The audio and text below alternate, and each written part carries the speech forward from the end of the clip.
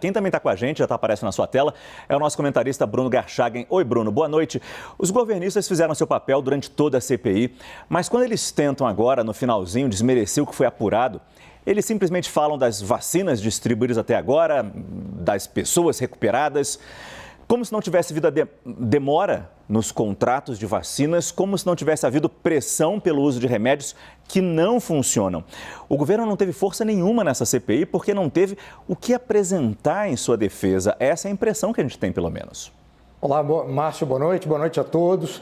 Bom, essa CPI também ela já foi desenhada e os seus trabalhos demonstraram isso, que não estavam exatamente em busca da verdade dos fatos, mas que a CPI fosse transformada desde já num instrumento político contra o governo Bolsonaro e contra o presidente Bolsonaro de forma específica, né? E o grande problema disso tudo é que alguns assuntos muito graves que foram trazidos à tona por essa CPI, esses assuntos graves, eles não tiveram, talvez ali, a investigação, do ponto de vista técnico, realizada de forma correta para que a sociedade pudesse entender exatamente o que estava acontecendo. E isso tudo ficou diluído naquela confusão toda criada pelos próprios líderes ali da CPI, o presidente da CPI, o relator da CPI, né? São duas figuras públicas aí mais conhecidas pelos serviços que prestaram a si mesmo, que propriamente os serviços prestados à sociedade brasileira. E no meio dessa confusão toda, Márcio, a sociedade brasileira até agora fica sem resposta do que efetivamente aconteceu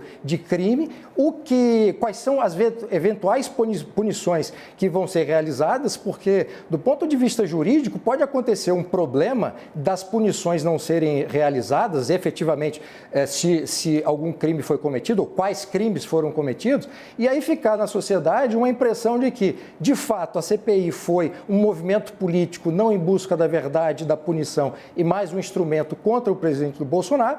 Isso desvaloriza, deslegitima a própria posição do Senado, que durante décadas foi uma instituição, ao contrário das outras, mais ou menos respeitada, e, de fato, os responsáveis por problemas, inclusive de corrupção no âmbito do Ministério da Saúde, sequer serão punidos. Isso tudo é muito triste, numa situação toda lamentável durante essa pandemia, a começar pela própria postura do presidente Jair Bolsonaro, que em nenhum momento demonstrou qualquer tipo de sensibilidade em torno de tudo que aconteceu por essa pandemia, Márcio.